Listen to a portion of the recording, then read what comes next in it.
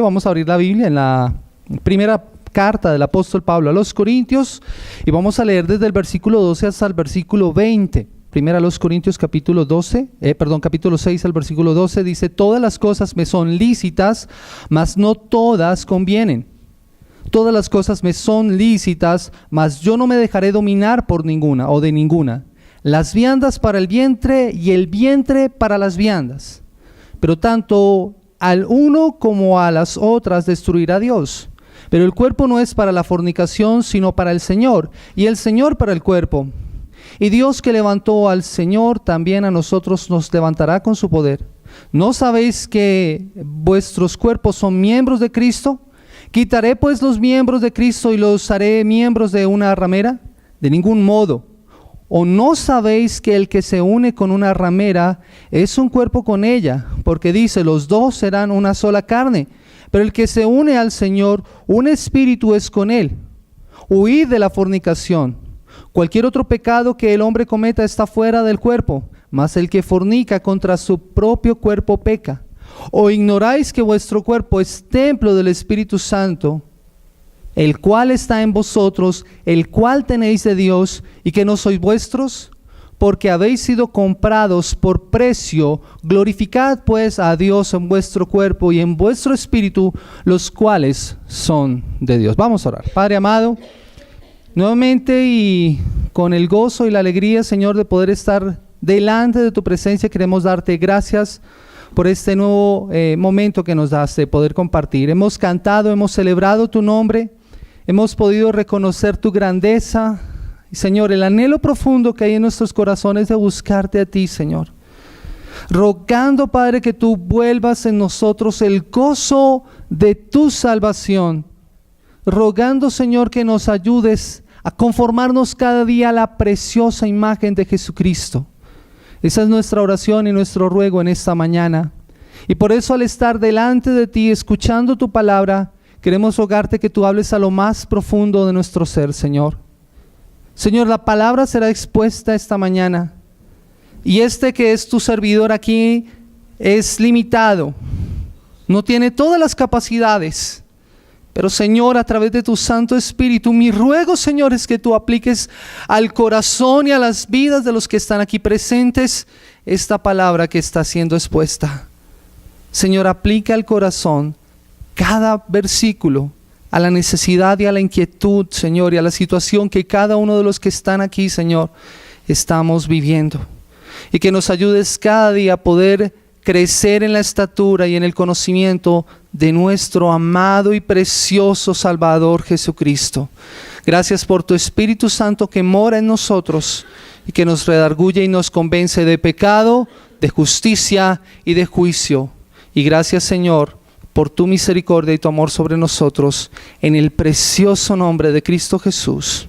Amén y amén. Mis amados hermanos, este pasaje es bastante particular. Es un pasaje ubicado en una sección de la carta que funciona como un intermedio. La semana anterior habíamos estado mirando el capítulo 7 y habíamos empezado a escuchar cómo Pablo empieza a dar respuestas a algunas preguntas que los hermanos en Corintio habían empezado a hacer. Y particularmente este pasaje está ubicado allí como un intermedio entre la parte teórica que Pablo había estado presentando y la parte que va a ser ahora práctica. Pero lo interesante de esta porción es que usted va a encontrar unas expresiones que son conocidas como refranes. ¿Saben lo que es un refrán, cierto?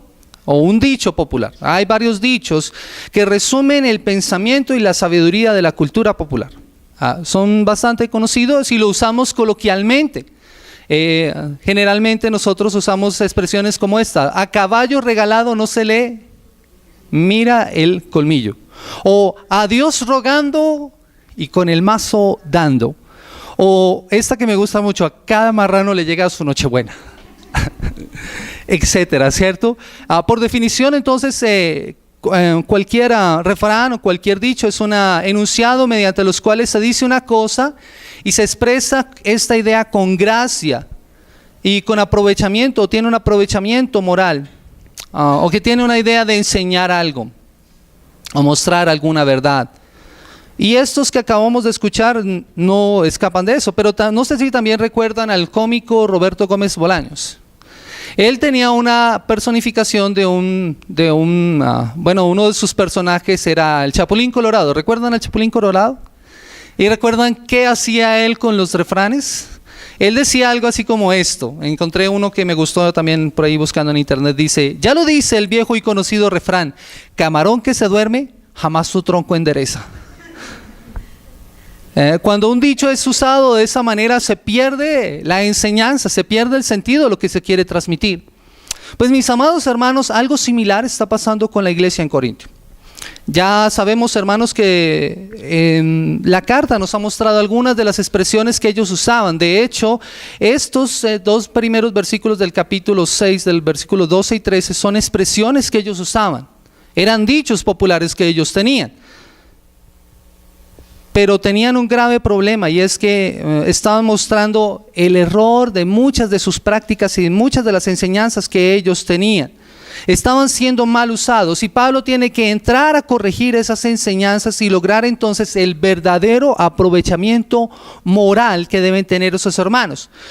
Sus dichos no mostraban otra cosa, mis amados hermanos, sino una mala teología.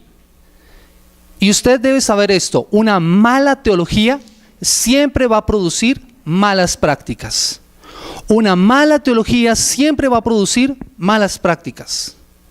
Y eso es lo que va a entrar a trabajar Pablo en esta porción de la carta.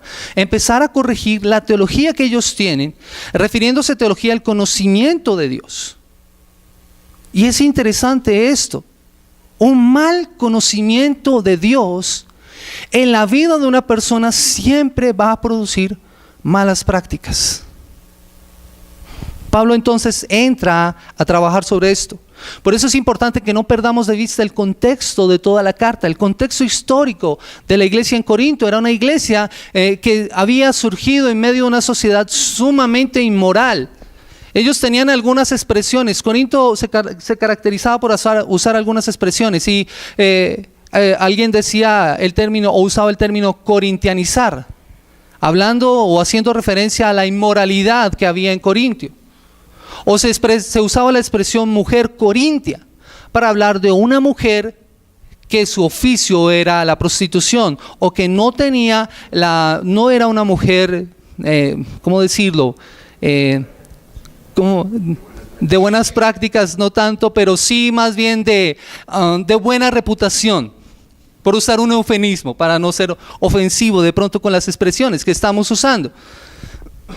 De hecho, algunos historiadores de la época, Ateneo, un retórico y un gramático griego, usaba algunas expresiones de un discurso que dio un señor que se llama Demóstenes, que decía: usamos las rameras para el placer, las concubinas para el concubinato diario, pero la esposa es para tener hijos legítimos y para tener un guardián confiable de nuestra propiedad doméstica.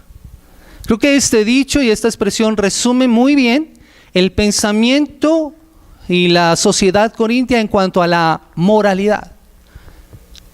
Pero les pregunto, ¿la sociedad corintia de hace más de 2000 años dista de la sociedad actual? Creo que no dista mucho. De hecho, si nos ponemos a mirar, son muy parecidas.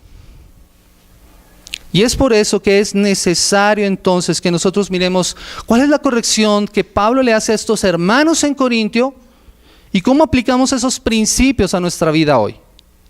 ¿Cuál es la corrección que hace Pablo a los hermanos en Corintio y cuál es nuestra aplicación a nuestras vidas hoy? Y quiero invitarles entonces a que los miremos nuevamente. Y el primer punto que vamos a estar tratando está en el versículo 12 al 14. Y he puesto como título a este punto, como dice el dicho. Como dice el dicho. Versículo 12 al 14 dice: todas las cosas me son lícitas, mas no todas convienen. Todas las cosas me son lícitas, mas yo no me dejaré dominar por ninguna. Viandas para el vientre y el vientre para las viandas, pero tanto al uno como a las otras destruirá Dios. Pero el cuerpo no es para la fornicación, sino para el Señor, y el Señor para el cuerpo. Y Dios, que levantó al Señor, también a nosotros nos levantará con su poder. Como les he mencionado, la carta tiene varios refranes que están hablando acerca de sus conductas. Estos eslogans o estos refranes, estos dichos perfectamente podrían ser palabras del apóstol. Podrían ser perfectamente algunas citas del apóstol.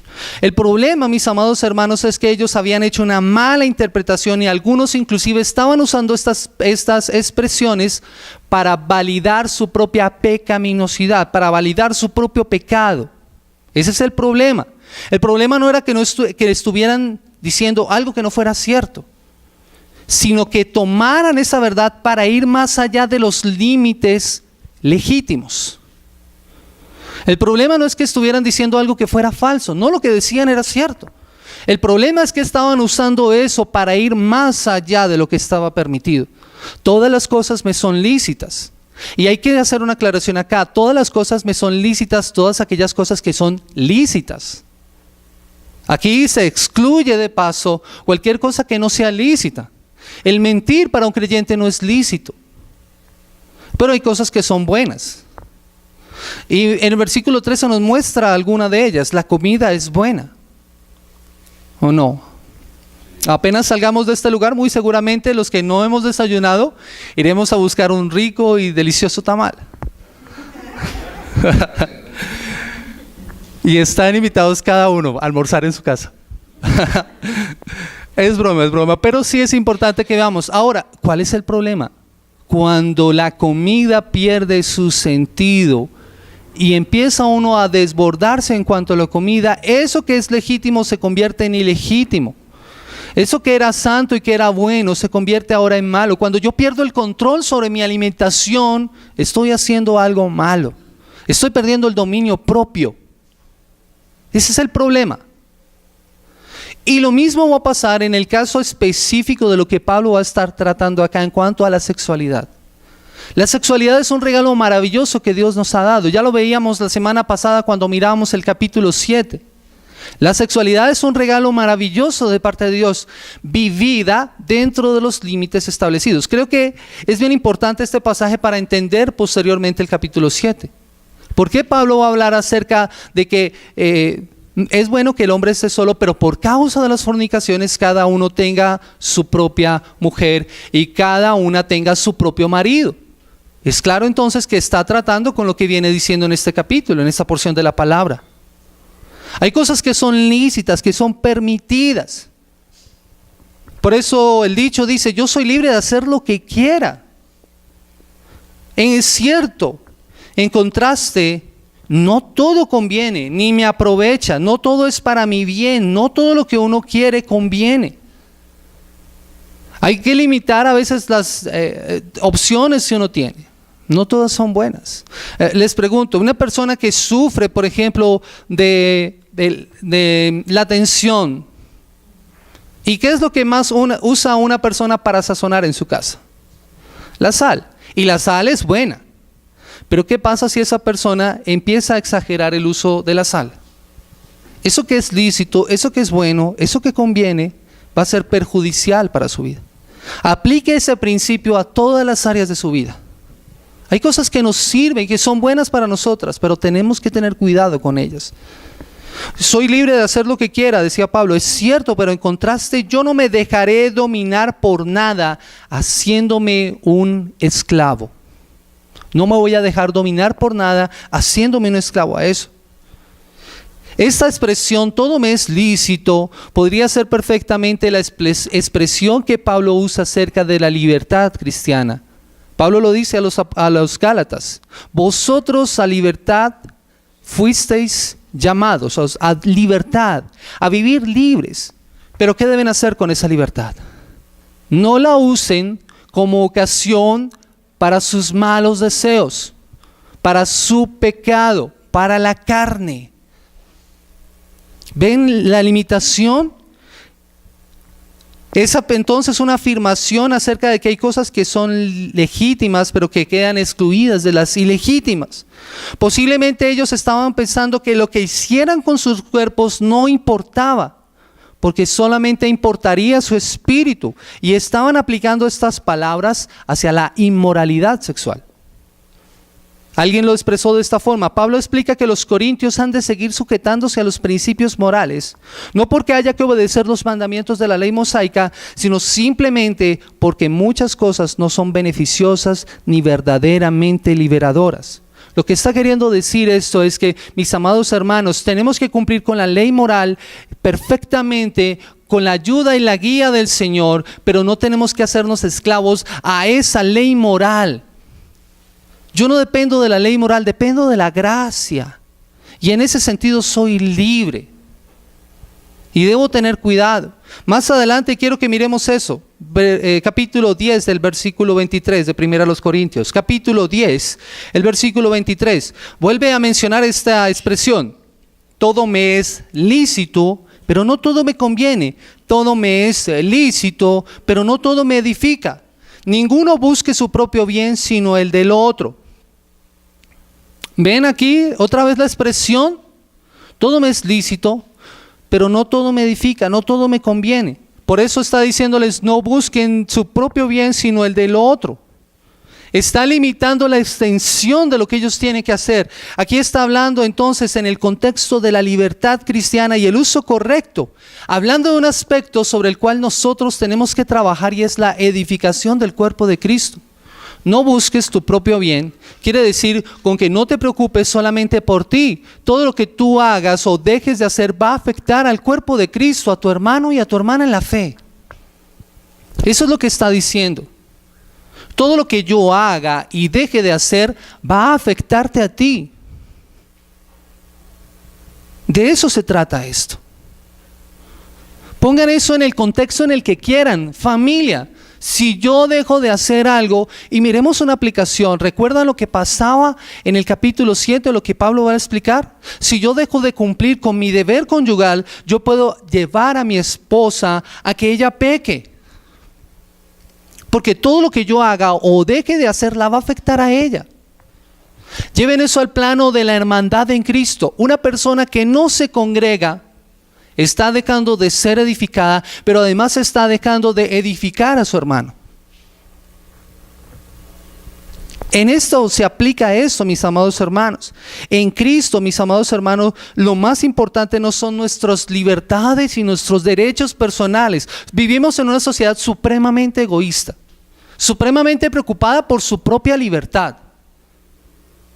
Y suena muy parecido a unas palabras que le dijeron al Señor Jesús: nosotros nunca hemos sido esclavos de nadie.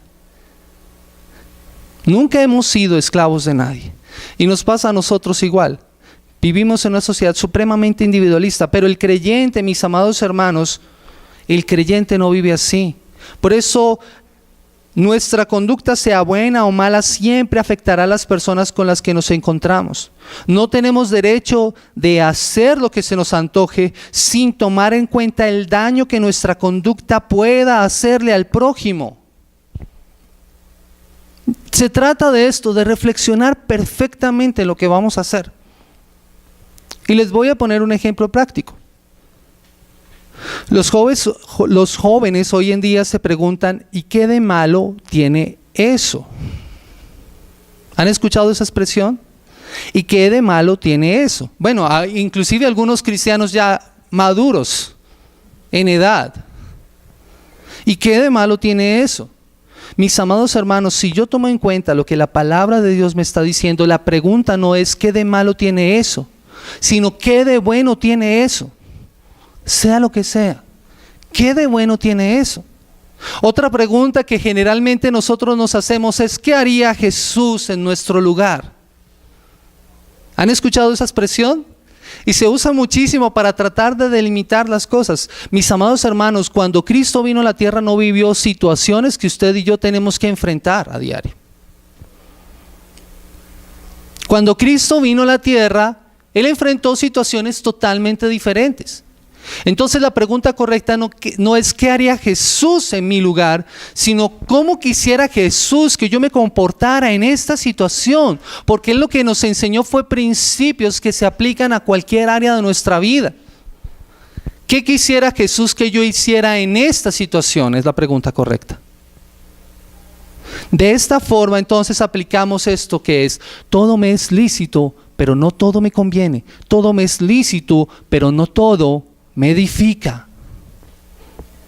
Por eso, mis amados hermanos, volvamos al capítulo 6, el versículo 13, las viandas para el vientre y el vientre para las viandas, pero tanto al uno como a las otras destruirá Dios. Pero el cuerpo no es para la fornicación, sino para el Señor, y el Señor para el cuerpo. Este es otro dicho. El vientre para las viandas y las viandas, hablando de la comida y del estómago. Y el contraste es este. ¿Qué va a hacer el Señor? Tanto con el uno como con el otro, los va a destruir Dios. ¿Qué muestra este contraste? El cuerpo fue creado para el Señor y no para el pecado sexual. Debemos usarlo para Él. Nuestro cuerpo le pertenece a Él. Y usa una expresión acá. Miren el versículo 13 nuevamente. Pero el cuerpo no es para la fornicación. Y esta expresión fornicación es importante entenderla. Tal vez a nosotros fornicación no nos suena tan claro, porque fornicación pueden ser muchas cosas. A la verdad nosotros tenemos que entender lo que significa este término. El pecado sexual en su sentido más general, aludiendo a cualquier forma de contacto sexual entre dos individuos que no están unidos en matrimonio heterosexual. Puede incluir la prostitución, la inmoralidad sexual, el cometer pecados y tener relaciones sexuales prohibidas. Curioso, mis amados hermanos, que fornicación, la palabra que se usa es la misma palabra que se usa para pornografía. La misma palabra que se usa para prostituta en el original. El cuerpo no es para la fornicación. Y lo que está queriendo decir Pablo es que de la misma forma en que el alimento va al estómago, nuestro cuerpo fue creado para el Señor y por eso no debe ser usado para cometer pecados sexuales. Nuestro cuerpo debe ser usado de forma correcta. O sea, tiene que ver con que Dios va a destruir a ambos si importa lo que yo haga con mi cuerpo. Porque ¿qué es lo que están diciendo los corintios? No importa lo que nosotros hagamos, la comida que uno recibe la digiere y desecha lo que no sirve.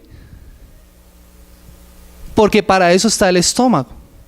En ese sentido, lo que yo haga con mi cuerpo no importa, porque mi cuerpo no es lo importante. Eso es lo que están pensando los corintios. Era la idea griega en cuanto al cuerpo. El cuerpo es malo y todo lo que tú hagas en el cuerpo no importa, porque el cuerpo al final va a ser destruido. Lo que importa es el alma. El cuerpo entonces es la cárcel del alma. Tristemente, mis amados hermanos, esta idea griega en cuanto al cuerpo y al espíritu ha trascendido a lo largo de los siglos. Y tenemos muchos cristianos que en vez de ser moldeados por el pensamiento bíblico en cuanto al cuerpo, han sido moldeados por el pensamiento griego. Y entonces quieren doblegar su cuerpo. Látigo, látigo. Y doblegan su cuerpo y torturan su cuerpo, absteniéndose a veces de alimentos, porque es que hay que doblegar la carne. Si yo lo miro en el contexto en el que está expuesto la palabra de Dios, note lo que la palabra de Dios me dice. El cuerpo es para el Señor. Y ya lo vamos a mirar más adelante. Mis amados hermanos, algunos en la iglesia consideraban que lo que se hiciera con el cuerpo no importaba, sino solo lo que se hace con el espíritu. Y lo que Pablo les quiere decir acá es que el apetito sexual no debe compararse con el deseo de comer o beber. Por eso nuestro cuerpo no es para la fornicación. O sea, lo que tú hagas con tu cuerpo sí importa. Importa y mucho. Pero debes tener cuidado.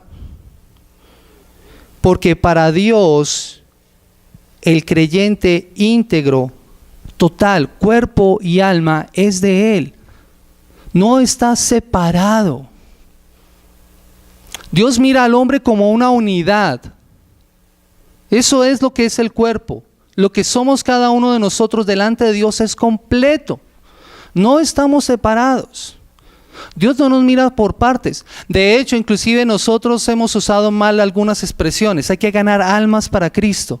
Entonces, ¿qué estamos diciendo? Que el cuerpo no sirve. Que el cuerpo no sirve.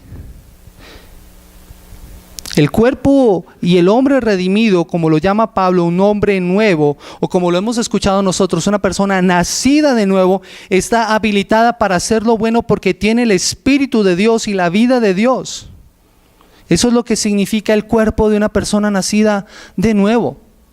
Dios valora nuestro cuerpo cuando hemos nacido de nuevo y nos mira completos.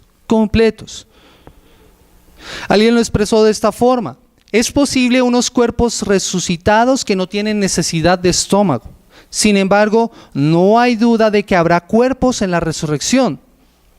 Cristo, y más adelante cuando lo miremos en el capítulo 15, va a hablar acerca de la resurrección, el apóstol Pablo, hablando de la resurrección de Cristo. ¿Y Cristo cómo resucitó? Con cuerpo. ¿Recuerdan ustedes que hay una escena inclusive en la que Él está a las orillas del lago cuando los pescadores están pescando? Allá está Pedro, allá está Juan, está Felipe, están todos en la barca y no han pescado nada, y llegan después de esa noche de pesca y está el Señor Jesús cocinándoles pescado. Y comen pescado con el Señor y el Señor come con ellos, porque Él resucitó con cuerpo. En la eternidad muy seguramente vamos a no tener necesidad de alimento, porque lo vamos a tener todo. Pero como decía un pastor, y me encantaba eso que él decía: yo espero que en el cielo haya postre. Yo también lo espero. Esperamos entonces poder, pero lo importante, mis amados hermanos, es que Dios valora nuestro cuerpo. Y miren lo que dice el versículo 14. Y Dios, que levantó al Señor también, ¿qué va a hacer con nosotros? Nos va a levantar. ¿A quiénes? A cada uno de nosotros completitos, con cuerpo. El Señor nos va a levantar a nosotros con su poder. El poder de Dios que resucitó a Cristo nos resucitará a nosotros. Así como Dios resucitó a Cristo, así también nosotros tendremos esa vida después de la muerte, pues tiene el poder para hacerlo. Y el argumento que quiere transmitir Pablo aquí es el siguiente: Dios nos resucitará con nuestros cuerpos de la manera en que resucitó a Cristo con un cuerpo por su poder.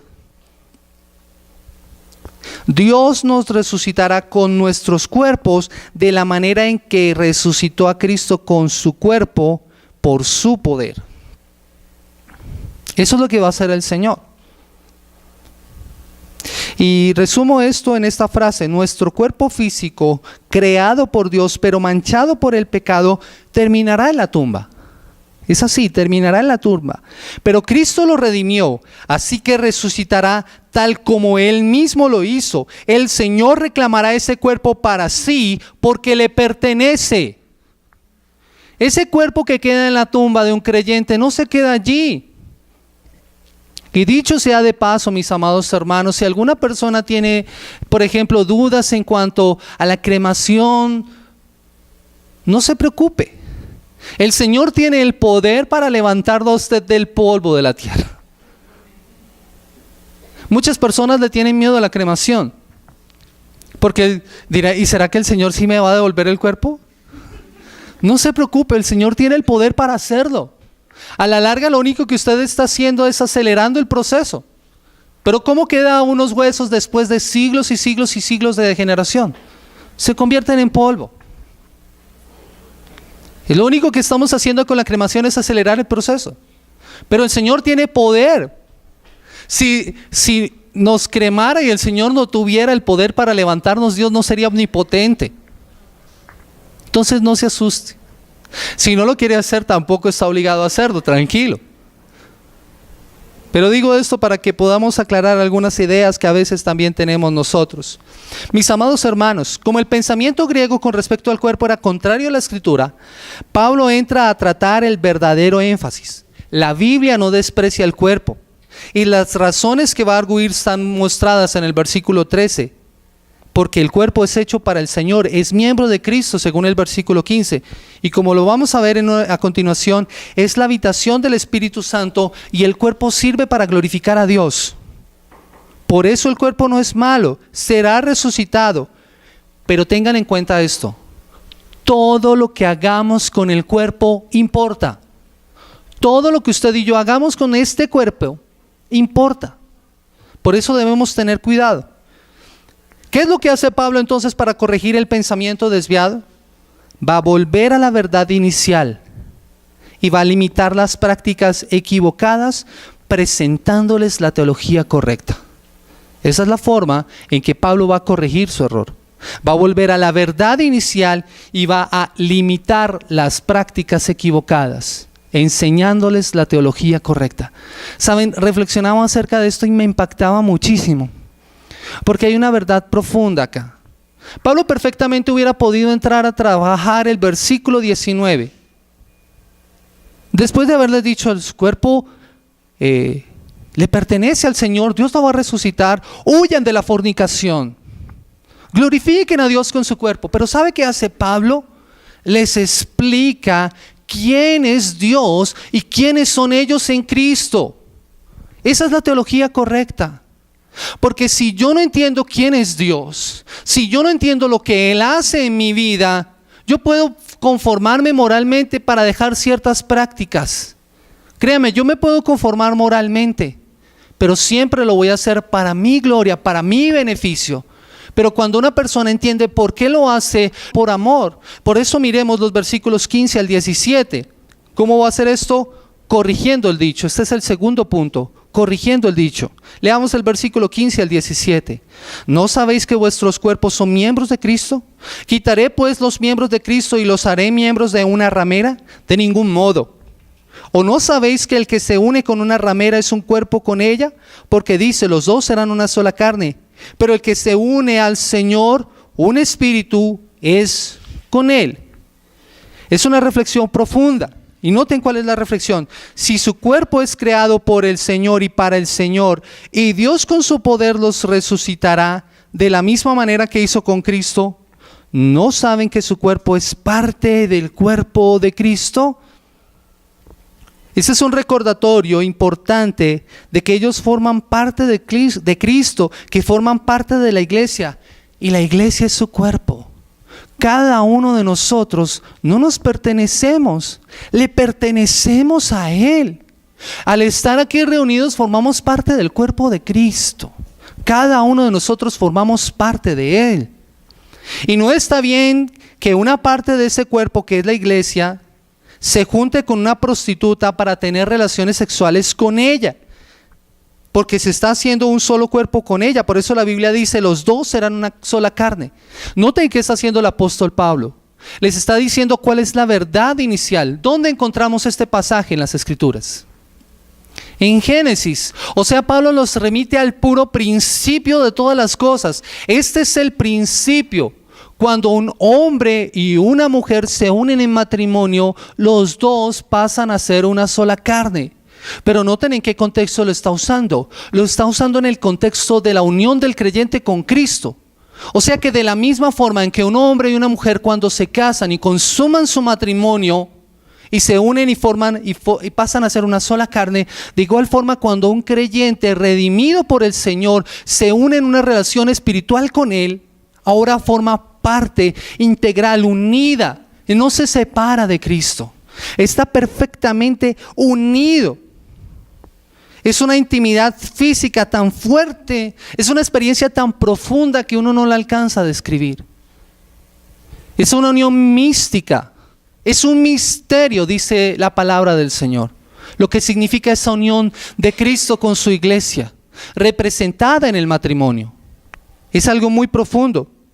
Por eso lo que quiere hacer Pablo es contrastar la sagrada unión que nosotros tenemos con Cristo. Y mis amados hermanos, constituye un poderoso argumento contra el pecado que podamos cometer.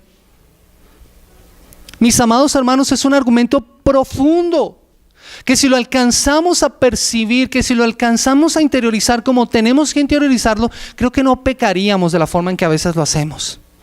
Porque el creyente está tan unido a Cristo, que cualquier pecado que cometa el creyente está cometiendo ese pecado con Cristo. Por eso dice, yo no voy a unir los miembros de Cristo con una ramera. No voy a caer en eso, porque estoy faltándole al Señor. Calvino decía eso y me encantaba esto. ¿Puede haber un argumento más vivo y más eficaz para incitarnos a la caridad? La razón que alude Pablo es que si estamos unidos a Cristo, somos miembros de un mismo cuerpo. Y la Escritura nos ordena que refiramos a Dios toda nuestra vida como autor que es de la misma y de la cual Él está pendiente. Puesto que nos ha injertado en su cuerpo, debemos poner cuidado y solicitud al no contaminarnos de ningún modo, ya que somos sus miembros.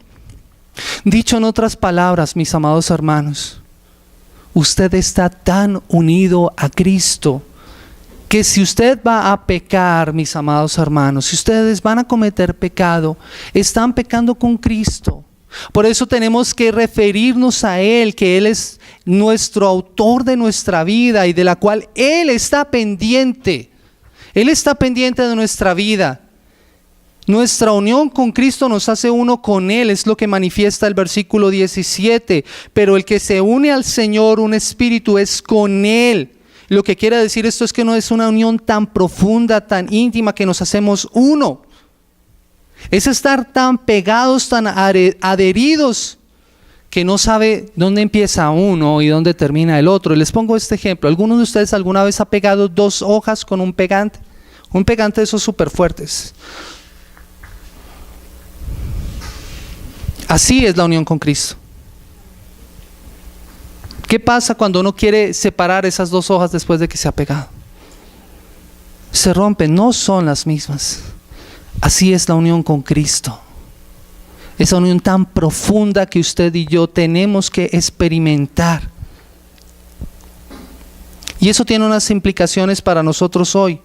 Cristo usa nuestros cuerpos físicos para promover la causa del Evangelio y para nutrir su comunión. O sea, nosotros somos el cuerpo de Cristo. Somos sus manos, somos sus pies en el mundo.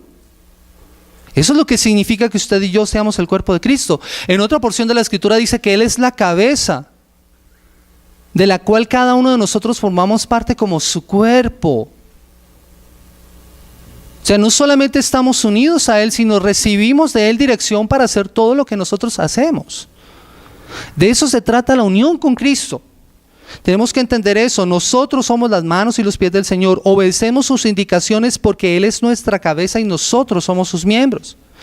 ¿Qué es lo que está diciendo? ¿Qué es lo que ellos estaban haciendo con sus cuerpos? Miren, mis amados hermanos, ellos al unirse con un cuerpo se están haciendo uno con una prostituta, de la misma forma en que el creyente se hace uno con Cristo. Y la analogía aquí es esto, mis amados hermanos. Vuelvo y reitero esto. La unión tan profunda que hay en un matrimonio no se puede comparar con nada. Pero cuando un creyente o una creyente pecan, lo están haciendo tan unidos a Cristo como las hojas adheridas por ese pegante. Es como si usted le quisiera pegar otra hoja, pero esa hoja después la arranca. Esas 2 primeras hojas representan al creyente y a Cristo. Pero cuando usted se une o comete un pecado como los que estaban cometiendo estos hermanos, o cualquier otro pecado, está pegándole otra hoja. Pero como no es una unión permanente, usted luego la arranca. Ninguna de las 3 hojas queda igual. Ninguna de las 3 hojas queda igual. Por eso algunos piensan que para poder pecar el creyente ignora a Cristo. Y lo tiene que ignorar porque es imposible que el creyente pueda sacar a Cristo de su interior. Es imposible, porque estamos tan unidos a Él, que ¿cómo podríamos sacar a Cristo? Lo que hace el creyente entonces para poder pecar es ignorar a Cristo. Y lo que va a venir a continuación va a mostrar lo que debemos hacer. Pablo ha mostrado el error de lo que ellos estaban cometiendo. Luego les ha mostrado la razón por la cual estaban equivocados. Ahora les va a mostrar lo que deben hacer. Primero les ha presentado la teología correcta y ahora les va a mostrar cuáles son las prácticas correctas. ¿Qué es lo que deben hacer? Versículo 18 al 20. Huid de la fornicación. Cualquier otro pecado que el hombre cometa está fuera del cuerpo, mas el que fornica contra su propio cuerpo peca. ¿O ignoráis que vuestro cuerpo es templo del Espíritu Santo, el cual está en vosotros, el cual tenéis de Dios y que no sois vuestros? porque habéis sido comprados por precio. Glorificad pues a Dios en vuestro cuerpo y en vuestro espíritu, los cuales son de Dios. ¿Qué es lo que deben hacer? Ese es el tercer punto. ¿Qué es lo que deben hacer? Hay tres cosas que el creyente tiene que hacer: huir del pecado, entender quién es y glorificar a Dios con lo que es. Huir del pecado, entender quién es y glorificar a Dios con lo que es. Lo primero está puesto en el versículo 18 y es una orden: huir de la fornicación. Huir de la fornicación. Es decir, no tenga ninguna relación sexual prohibida. Pero lo interesante de esta expresión, mis amados hermanos, es que no es una sola vez que hay que huir de la fornicación. La expresión original indica una acción continua. Podríamos traducir y parafrasear esta versión diciendo: continúen huyendo de la fornicación. Es una acción continua, todo el tiempo, todo el tiempo. Y lo podríamos pensar no solamente en la acción, mis amados hermanos, pensemos en nuestros pensamientos, pensemos en las intenciones de nuestro corazón. Porque noten lo que dice el Señor Jesús: cualquiera que mira a una mujer para codiciarla, ¿qué ha hecho? Ya ha cometido adulterio en su corazón. Él no ha adulterado con ella físicamente, pero algo en su interior sí ha hecho, y es adulterar en su interior. De eso hay que continuar huyendo. De cualquier pecado, de cualquier acción que vaya en contra de la voluntad de Dios. Pero esto no solamente es para la fornicación. Yo creo que uno tiene que continuar huyendo del pecado. Es una acción continua que usted y yo como creyentes tenemos que hacer. Continuamente tenemos que estar huyendo. Mis amados hermanos, y el apóstol en este versículo da la razón. ¿Por qué? Todos los pecados, y de todos los pecados, quedan fuera del cuerpo, pero el pecado sexual es contra el propio cuerpo. Es algo profundo, mis amados hermanos. Es con Cristo, es tan profunda que cualquier pecado que yo cometa, lo estoy cometiendo también en contra de Cristo ahí. Por eso no significa que los otros pecados no afecten el cuerpo. Claro que lo afectan, pero creo que el pecado sexual afecta profundamente la intimidad del creyente con Cristo. Otra versión dice que los pecados que se cometen, ninguno afecta más que el pecado sexual. Alguien lo dijo así: el fornicario usa pecaminosamente su cuerpo contra el Señor, quien lo creó, redimió y santificó. Es por esto que José le pregunta a la mujer de Potifar: ¿cómo pues yo haría este gran mal y pecaría contra Dios? Él no asume su pecado contra Potifar ni contra la mujer de Potifar, sino que él asume que su pecado es contra Dios. Estamos afrentando a nuestro amado, precioso, grandioso Salvador que nos alcanzó y nos redimió en Cristo. A Él es el que hemos afrentado. Por eso es que los creyentes deben ser constantemente diligentes en esta área. Y teniendo en cuenta esto, mis amados hermanos, teniendo en cuenta que estamos en una sociedad sumamente promiscua, sumamente inmoral, o sea, nada dista de esta sociedad a la sociedad corintia. Recientemente leía un artículo de una nueva práctica que se está popularizando entre los jóvenes hoy en día y se llama chemsex, hablando del sexo químico. ¿Alguien había escuchado alguna vez esa expresión? Se ponen citas por las redes sociales, grupos de personas, para tener sexo bajo la influencia de sustancias alucinógenas por alrededor de 72 horas. El peligro de esto, mis amados hermanos, es que personas bajo la bajo la influencia de sustancias alucinógenas no van a tener control sobre su cuerpo, no van a tener control sobre con quién ni la forma en cómo están teniendo relaciones sexuales. Entonces podrá imaginarse el peligro, el riesgo y el peligro que están viendo los estudiosos en esto. Es una epidemia de enfermedades venéreas. SIDA, sífilis, etcétera, etcétera, etcétera. Y puede que una persona practique esto y nadie se entere. Pero ¿qué pasa si esta persona es casada y su esposa no sabe de esta práctica que tiene este hombre? Y luego va a su casa y tiene intimidad con esta mujer. Su pecado la afectó a ella. Porque yo no puedo evitar que lo que yo haga con mi cuerpo afecte a otra persona. ¿Notan el riesgo? Esa es la sociedad en la cual estamos nosotros. Entonces, ¿es práctico para nosotros esto? ¿Tenemos que continuar huyendo de la fornicación? Tenemos que hacerlo. Y por eso toma mayor peso el consejo del apóstol Pablo en el capítulo 7. Yo quisiera, decía Pablo, que los hombres permanecieran como yo. Pero por causa de las fornicaciones, cada uno tenga su propia esposa y cada esposa tenga su propio marido. O sea, la mejor forma de evitar cualquier problema, cualquier afectación por el pecado es: sean fieles en el matrimonio, vivan su sexualidad de la forma correcta. Esa es la forma práctica. El contexto, mis amados hermanos, también de la iglesia en Corintio es supremamente importante. Corintio tenía un templo en la colina en donde funcionaba o había un grupo de prostitutas rituales. Ese grupo de prostitutas rituales por la noche bajaba a la ciudad. El sexo podía ser, como hoy en día, contratado, pagado. Pero también una persona podía tener relaciones sexuales con una de estas mujeres que ejercían la prostitución ritual.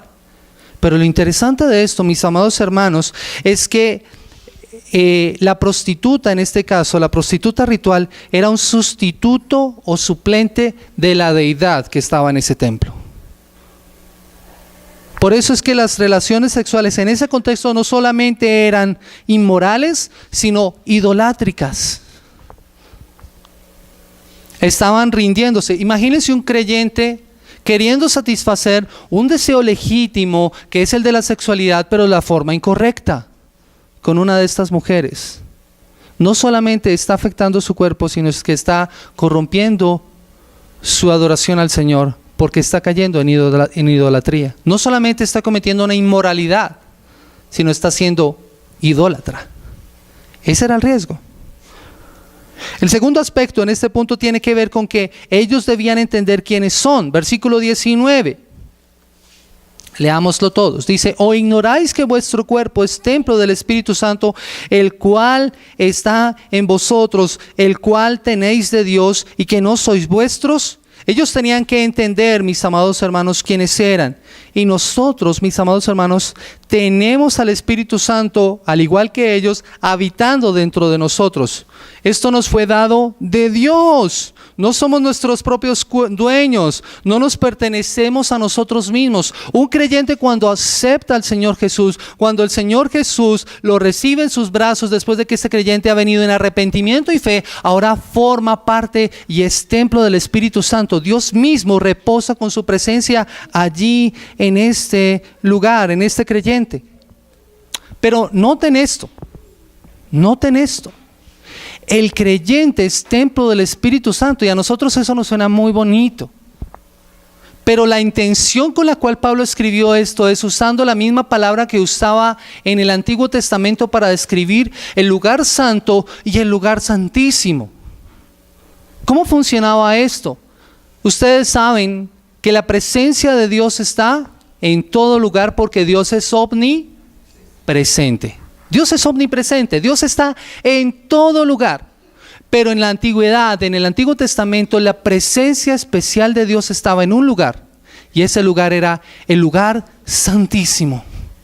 Traigan eso a su vida. Y piensen eso en cada uno de ustedes. La presencia de Dios habita especialmente en cada uno. ¿Puede notar la implicación de esto? La presencia de Dios está en usted como habitaba en el lugar santísimo, en cada uno de nosotros. Eso es lo que significa que somos templo del Espíritu Santo. La presencia de Dios habita de forma especial en cada uno de nosotros. Eso es maravilloso. Y eso tiene que poner en nosotros mucho temor y temblor. Debería limitar nuestras acciones. Debería evitar cómo nos comportamos nosotros. Si Dios habita en ti, tú no lo puedes ignorar. Tú no lo puedes ignorar porque Él habita en ti. Él vive en ti si tú eres un verdadero creyente. Por eso es que, mis amados hermanos, no somos dueños de nuestros cuerpos, porque Dios nos creó, Jesús nos redimió y el Espíritu Santo habita en nosotros. Dios es nuestro dueño, pero Él nos da la libertad para consagrarnos y entregarnos con nuestros cuerpos físicos. Por eso es que el apóstol Pablo va a usar esta expresión: vosotros a libertad fuisteis llamados. Pero ¿qué tenemos que hacer con esa libertad? No usarla como ocasión para la carne. Por eso es que los que fornican, los que caen en pecado sexual o cualquier otro pecado, mis amados hermanos, están profanando el templo del Señor, están profanando la presencia santísima del Señor. Yo sé, tal vez no sé si usted lo ha leído en el Antiguo Testamento, pero hay escenas tremendas de lo que significaba para los judíos. Esto era una imagen tremenda cuando Antíoco Epífanes entra al templo, sacrifica el cerdo y riega ese caldo en el templo para los judíos. Eso fue terrible. Pues, mis amados hermanos, algo peor hacemos cada uno de nosotros cuando pecamos delante del Señor. Estamos profanando la presencia santa y poderosa de nuestro Señor, porque Él habita en nosotros. Eso es lo que está pasando. Ese tiene que ser en nosotros el mayor temor para no pecar. Es por eso, mis amados hermanos, que es importante esto. La principal razón por la cual debemos huir de la fornicación es porque nuestro cuerpo es suyo. No somos, o nosotros somos solo mayordomos de nuestro cuerpo, sobre el cual tendremos que dar cuenta. Tendremos que dar cuenta al Señor por nuestros cuerpos, por lo que hacemos con ellos. Y en este aspecto, el versículo 20 muestra una razón más. Porque habéis sido comprados por precio. Glorificad pues a Dios con vuestro cuerpo y en vuestro espíritu, los cuales son de Dios. Hemos sido comprados por precio.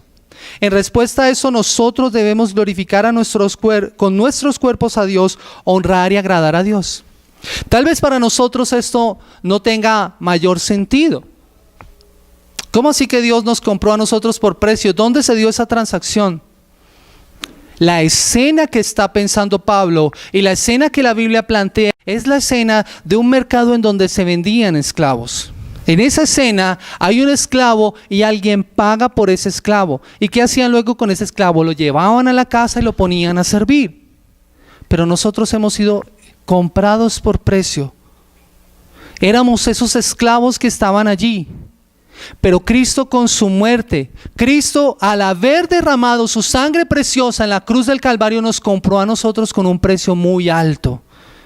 Y no fue para esclavizarnos. Él nos dio la libertad, algo que el esclavo solamente podía hacer si tenía los recursos económicos para poder pagar su libertad. Nosotros, con ninguno de los recursos que tenemos, hubiéramos podido pagar el precio que costaba nuestra libertad. Cristo pagó ese precio por nosotros. ¿Qué es lo que nosotros tenemos que hacer con esto?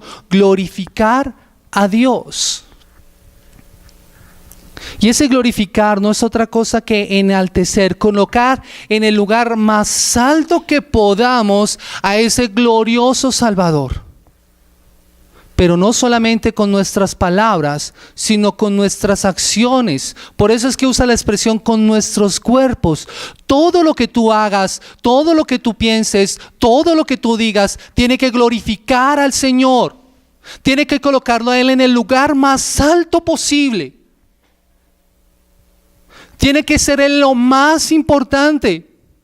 Eso es lo que debe pasar en la vida de un creyente. Glorificar al Señor con su cuerpo es colocarlo en el lugar más alto. ¿Estás glorificando a Dios? ¿O solo lo enalteces? Porque solo enalteces aquello que es importante. Solo enalteces algo que es importante. ¿A qué le da uno gloria? A veces le damos gloria a tantas cosas que son pasajeras. Nos preocupamos más por otras cosas y no por glorificar a Dios. Pero glorifica solamente lo que es más importante para tu vida. Si tú no estás glorificando a Dios, piensa muy bien a qué le estás dando gloria, a qué estás enalteciendo. John Piper dice una frase que me ha encantado: Dios es más glorificado en nosotros cuando estamos más satisfechos en Él. ¿Cuándo es glorificado Dios? Cuando tú no tienes necesidad de nada más en este mundo. Cuando todo lo que tú tienes pasa a un segundo plano porque Él es lo más importante. Ahí es cuando es glorificado Dios. Cuando tú satisfaces todas tus necesidades, en Él es glorificado. El sexo ya no va a ser lo más importante para ti. El dinero ya no va a ser lo más importante para ti. Las relaciones no van a ser lo más importante para ti. Si tú quieres glorificar a Dios, dale el lugar a Dios en tu vida. Y entonces Él será glorificado. Y tú estarás satisfecho en Él. Yo quiero finalizar, mis amados hermanos, dando algunas aplicaciones a esto. ¿Cómo aplicamos esto a nuestra vida? Como les he mencionado, mis amados hermanos, al igual que la sociedad corintia en la época de Pablo, nosotros vivimos en una cultura que pareciera estar más interesada en satisfacer sus necesidades individuales a cualquier costo y sin importar lo que cueste, a cualquier costo. Y como creyentes nosotros somos llamados a considerar el verdadero costo. Y el costo, mis amados hermanos, fue la sangre de Cristo. Eso nos hace ahora estar unidos a Él. Y como este pasaje lo muestra, es una intimidad profunda, que es nuestra unión con Él.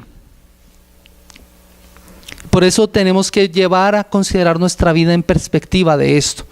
¿Cómo podemos vivir entonces en una sociedad como esta? ¿Y cómo nos muestra la Biblia que debemos vivir esa área tan importante que es la sexualidad? ¿Cómo debemos vivir en esta área? Mis amados hermanos, hay que notar dos cosas. Hay dos formas en que la sociedad ve la sexualidad.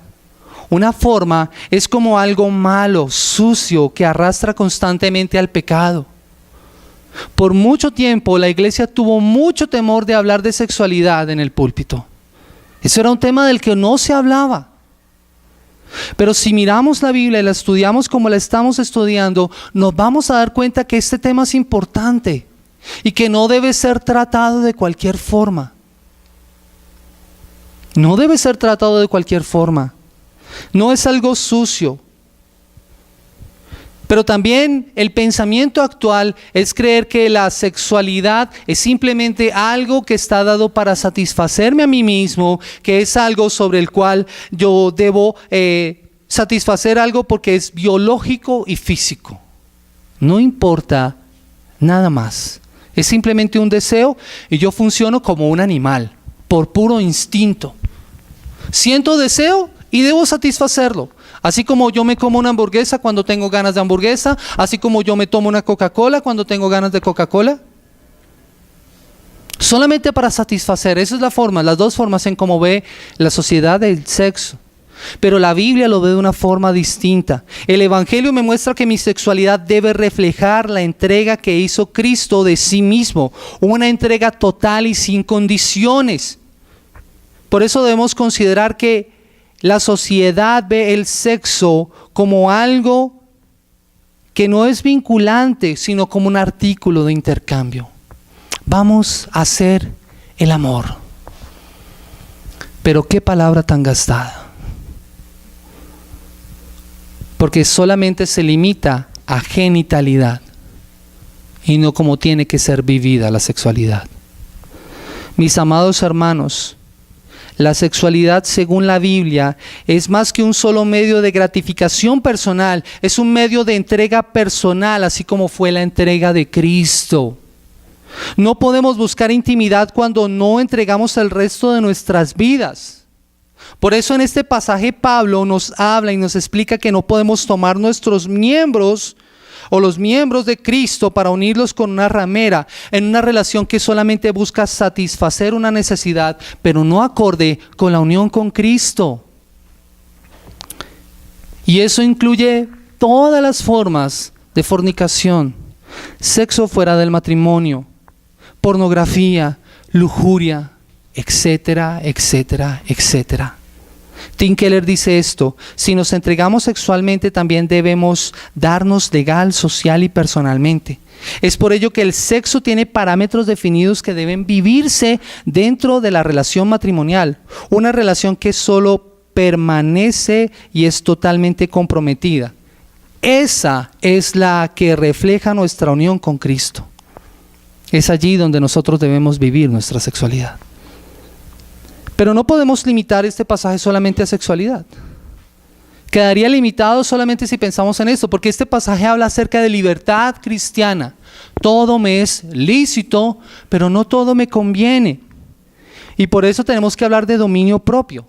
¿Qué es la forma correcta en la que vivimos nuestra libertad cristiana? ¿Recuerdan que es uno de los frutos del Espíritu Santo? El fruto del Espíritu Santo se manifiesta en dominio propio, control sobre las propias pasiones, control sobre todas aquellas cosas que nos pueden esclavizar. El Evangelio nos muestra que la gracia gratuita nos enseña a decir no a nuestras pasiones, aquellas cosas que nos pueden controlar. El Evangelio nos muestra y tenemos el poder de parte de Dios para decirle no al dinero si el dinero es lo que nos quiere controlar, a la comida si la comida nos quiere controlar, a las relaciones nocivas y dañinas que nos quieren controlar. Eso es el Evangelio, porque el Evangelio es poder de Dios para salvación, que libera, que ayuda. El Evangelio nos libra del entretenimiento. Hoy en día estamos metidos en una sociedad tan entretenida. Recientemente veíamos un comercial con Mari, no voy a usar la expresión porque me parecía supremamente vulgar, pero eran personas que estaban tan metidas en su canal de televisión que no podían dejar de hacer otras cosas, que venía el muchacho que traía el servicio a domicilio, y lo dejaban allí bajo la lluvia porque ellos estaban entretenidos en su canal de televisión, que iban a la casa de su abuela a visitarla en la fecha de su cumpleaños y están allá concentrados solamente en su programa de televisión, allí con su celular o con su tablet. Que salen de pelea con su compañero, con su compañera, porque no han terminado de ver su programa, pero cuando se suben al carro ella le pasa amablemente su celular para que pueda seguir viendo su programa. Me parece triste, porque esa es la sociedad en la cual usted y yo estamos moviéndonos hoy, una sociedad tan metida en el entretenimiento que está perdiendo lo más importante y desperdiciamos horas. Esta semana hicimos un convenio con Mari. Dijimos, no vamos a tener más redes sociales en nuestro celular. Porque nos dimos cuenta que estábamos perdiendo mucho tiempo. Y como al celular a usted le llega la notificación del Facebook, del Twitter, del Instagram, etcétera, etcétera, etcétera. Y el primer día que lo hicimos, nos dimos cuenta. Y yo le decía a Mari, me impresionó, me hizo falta. Y eso me hizo darme cuenta que efectivamente eso me estaba esclavizando.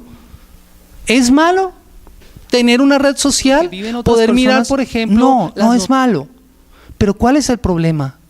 Cuando eso me esclaviza, cuando yo dedico más tiempo a eso, que tiempo, por ejemplo, a leer la Biblia, a orar, a compartir con otros el mensaje del Evangelio, entonces estoy dejando que eso me domine, me controle, estoy siendo su esclavo. Eso es falta de dominio propio. Y mis amados hermanos, nosotros a libertad fuimos llamados. Tenemos que tener dominio propio. Tenemos que aprender a decir no a ciertas cosas. El apóstol nos hace también un llamado a glorificar a Dios y a estar satisfechos solamente en Él. ¿Estás satisfecho con Cristo? ¿O estás buscando que algo supla tu necesidad? Recuerda, Dios es más glorificado en nosotros cuando estamos más satisfechos en Él. Dios es más glorificado en nosotros cuando estamos más satisfechos en Él. Y finalizo con esto. ¿Por qué murió Cristo? ¿Por qué murió Cristo? Para que podamos pertenecer a Él. Como cristianos ahora vivimos porque sabemos a quién le pertenecemos. Por esa razón ya no somos esclavos de nada ni de nadie. No nos gobiernan nuestros deseos. Vivimos para glorificar a Dios. La mayor parte del tiempo somos libres de hacer lo que deseamos, dice John Piper, pero no somos libres para desear lo que debemos. Para eso necesitamos un nuevo poder basado en una compra divina, y esa compra divina es desatada por la muerte de Cristo. Ahora sí somos libres, dice él, no para ser autónomos, sino para desear lo que es bueno. Cristo sufrió y murió para que pudiéramos estar libres de la ley y del pecado y pertenecer a Él. La obediencia deja de ser una carga y se convierte en libertad de llevar fruto. Si has fallado en esta área de la sexualidad o en cualquier otra, comprende que Cristo, por medio de su obediencia y de su muerte, pagó por completo la deuda de todos aquellos que son justificados. Cristo pagó la deuda. No importa el pecado que hayas cometido, Cristo pagó la deuda. Fuimos comprados con un precio grande, su sangre vertida en la cruz del Calvario. Por eso es necesario que vengamos a Cristo en arrepentimiento y fe y vivamos para glorificar a Dios con todo nuestro ser, en gratitud a Él. Quiero invitarles a que estemos orando. Bendito Señor, en esta mañana queremos darte gracias por ayudarnos a comprender tu palabra un poco más.